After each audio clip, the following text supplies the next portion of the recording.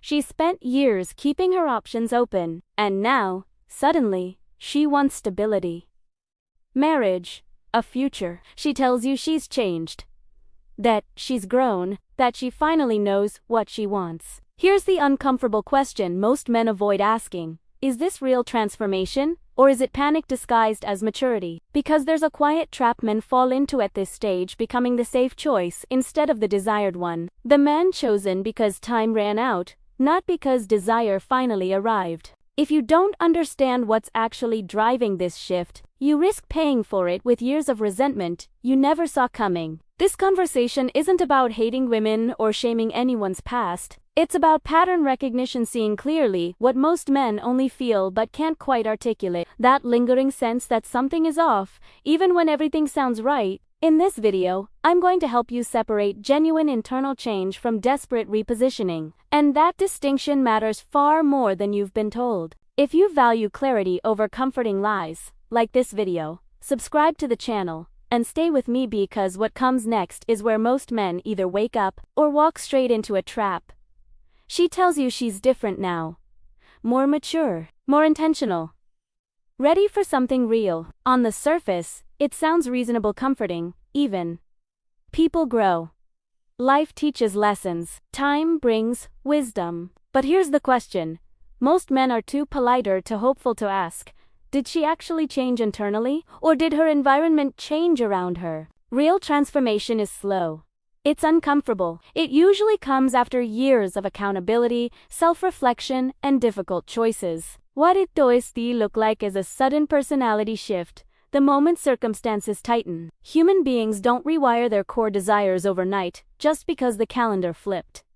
Think back carefully. When she was younger, when attention was abundant and options felt endless, how did she move? She avoided commitment, delayed decisions, kept things casual. Stability bored her. Consistency felt confining. And if you were around back then, you probably remember where you stood. You showed interest. You offered something real, and she either overlooked you or dismissed you as not the right fit. Now fast forward. Same woman, different tone.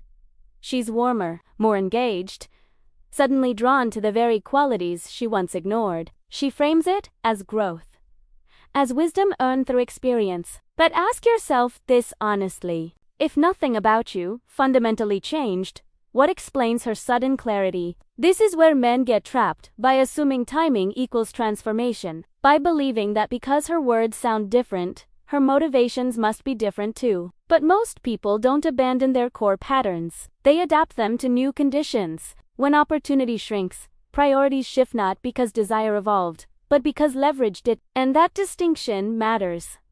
Because a relationship built on repositioning carries a quiet instability. Both people feel it, even if neither says it out loud. One feels chosen too late. The other feels they settled too soon. Most people don't change. They repositioned, and before you invest your time, your future, and your emotional bandwidth, you need to understand what you're actually being asked to trust. There's a reason this shift feels urgent, and it has nothing to do with romance. Biology doesn't negotiate. It doesn't care about intentions, self-discovery, or how unfair something feels. For women, there's a biological timeline. Modern culture has spent decades trying to soften, delay, or deny. Fertility doesn't decline gently. It drops in stages, then accelerates. Egg quality decreases. Pregnancy risks rise. Miscarriage rates increase. By the mid to late 30s, doctors stop speaking in optimism and start speaking in probabilities, quietly, clinically, without emotion. Most women know this intellectually. Emotionally, many postpone facing it. In their 20s and early 30s, time feels infinite. There's always later to settle down, later to choose carefully, later to get serious. And for years, that belief seems validated. Attention keeps coming. Options still exist. Life feels open, until one day, it doesn't. That's when urgency appears, not as visible panic, but as pressure beneath the conversation. Suddenly, timelines matter. Definitions matter. Where this is going matters. And if you feel a subtle push to move faster than your instincts are comfortable with, you need to understand where that pressure is coming from. It's not desire waking up late. It's a deadline approaching. Biological pressure rarely announces itself honestly. It disguises itself as clarity, as readiness, as I finally know what I want, but urgency born from biology isn't selective. It doesn't mean she chose you. It means she needs certainty soon. This is where men confuse intensity with intention. The seriousness feels flattering. The focus feels validating. But intensity driven by scarcity carries a very different emotional weight than desire driven by attraction. One seeks connection, the other seeks resolution. And when a relationship begins under biological pressure, the power dynamic quietly shifts. Decisions stop being mutual exploration. They become strategic moves against time. That doesn't make her a bad person. It makes her human. But it does mean you're no longer just being evaluated as a partner. You're being evaluated as a solution. And if you don't recognize that early, you'll feel it later when the urgency fades, but the consequences remain. Urgency isn't desire. It's a deadline. At the same time, another shift is happening, one no one warned her about, and one most men don't recognize until they're already inside it. The dating marketplace doesn't stay static. It rewards different traits at different ages. In her late 20s, attention comes easily. Messages pile up. Invitations require little effort. Interest feels endless. Because it's constant, it feels permanent. At 28, she's choosing. At 38, she's filtering what's left. That's not an insult. It's a structural reality. As time passes, the type of attention changes. The men who once pursued casually charismatic, exciting, non-committal start disappearing, not because she suddenly sees through them, but because they now have access to younger options and fewer incentives to settle where attraction isn't effortless. Men with status, resources, and direction don't experience the same narrative. Their options often widen with age, not shrink. Biology quietly pulls them toward lower risk and higher fertility even if they never articulate it that way. So when she looks around in her mid to late 30s, something feels off. The excitement is gone. The effort is different. The men showing serious interest now are stable, decent, reliable, the very men she once overlooked while chasing intensity. This is where the illusion forms. From your perspective, it looks like progress. She's attentive, engaged, suddenly appreciative of qualities you be always sad, and it's tempting to believe you finally earned her attraction. But ask yourself this carefully. If you were invisible when her options were abundant, why are you central now? Nothing about you changed overnight. Your values didn't suddenly improve. Your character didn't appear out of nowhere. What changed was her environment. The pool narrowed. The leverage shifted. When options disappear, preferences adapt. That adaptation can feel sincere spatially to the person experiencing it. But sincerity doesn't equal desire. It means acceptance. It means recalibration. It means choosing from what remains, not from what was once wanted. You didn't become more attractive. Her options disappeared. And if you mistake that shift for genuine desire, you'll spend the relationship trying to live up to a role you were never chosen for. What most men never see and what many women never consciously connect is how years of casual dating quietly reshape how someone relates to intimacy, conflict, and attachment. This isn't about morality. It's about conditioning. When someone moves from connection to connection for years, their nervous system adapts.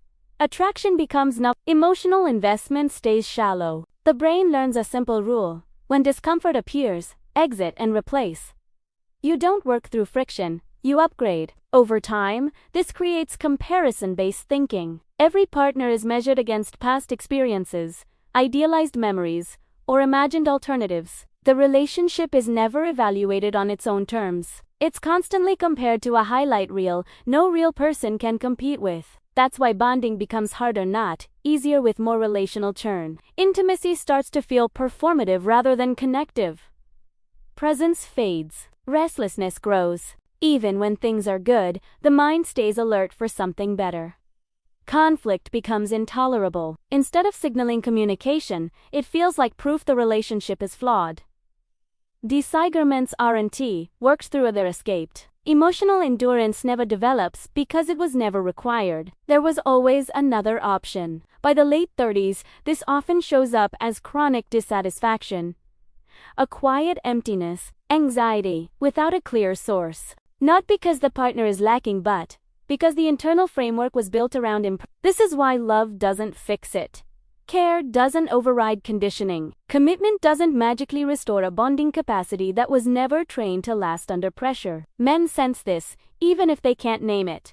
The distance during closeness, the inconsistency in affection, the feeling that no matter how steady you are, something never quite settles. And the most dangerous assumption is believing you can outlove it. You can't. You either recognize it early or you spend years compensating for something that was never built to hold. What you're witnessing isn't random growth. It's a predictable phase one that appears when time, options, and biology collide. I call it the I'm ready now phase. On the surface, it looks like maturity.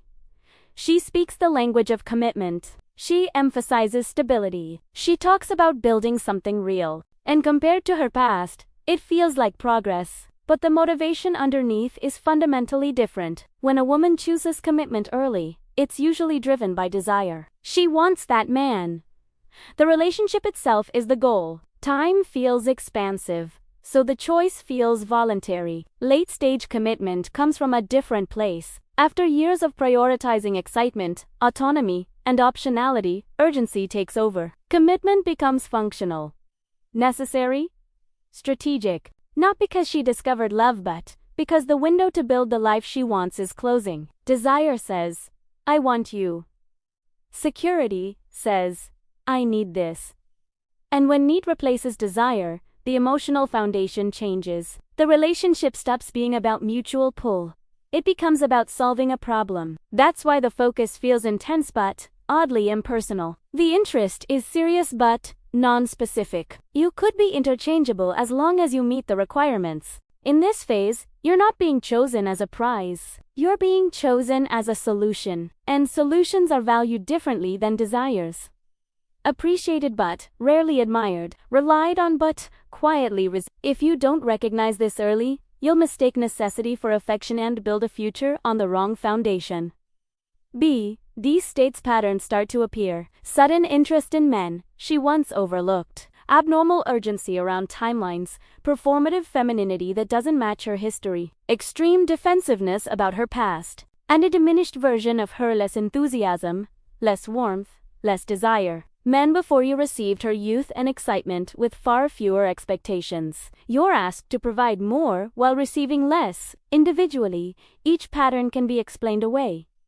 Together, they tell a story words never will. Ignore them, and you won't feel the cost now. You'll feel it years later in resentment, emotional distance, and the realization you were chosen for what you provide, not who you are. Resentment doesn't arrive loudly. It settles in after the commitment is secured, after the pressure fades, after the fear of ending up alone disappears. When someone commits out of necessity, something unresolved remains.